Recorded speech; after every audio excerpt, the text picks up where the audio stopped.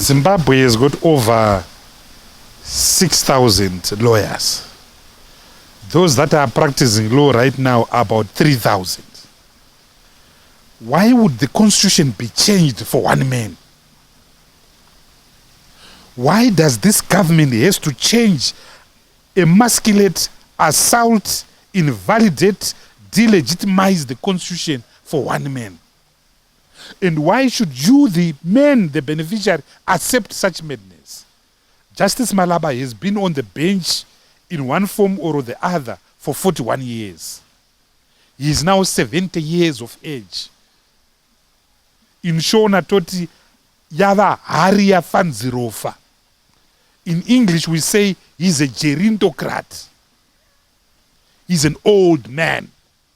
Why would an old man at 70 want to exhaust himself by another 5 years in office?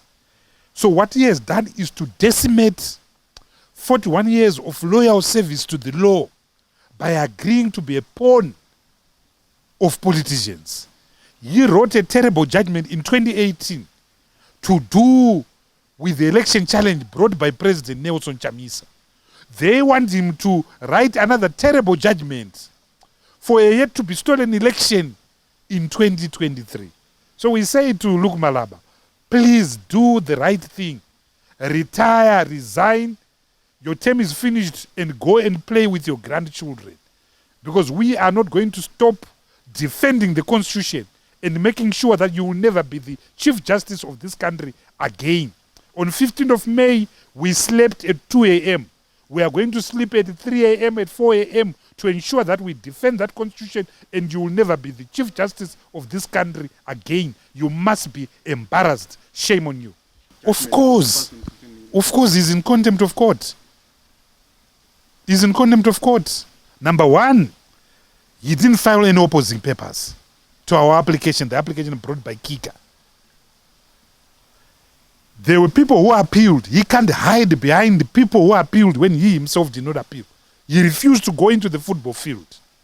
Number two, the order that was issued by Justice Charewa, Justice Joe, and Justice Mushori is what we lawyers call a declaratory order, an order that clarifies the law. When an order that clarifies the law is issued, when an appeal is noted against it, it doesn't suspend that judgment. But that judgment is just clarifying the law, is declaring what the law is. He himself, Luke Malaba, knows that. So, he is not an ordinary person.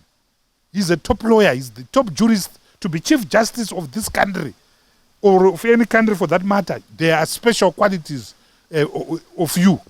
And there's certain behavior expected of you.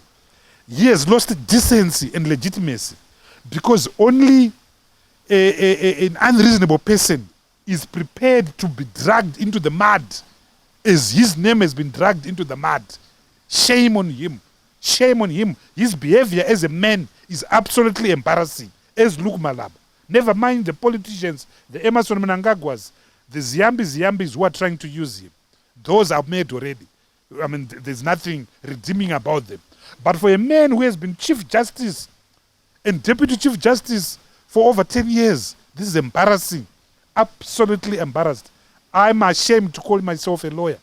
I'm ashamed to call myself a lawyer. And for me, speaking for me, I want to go public.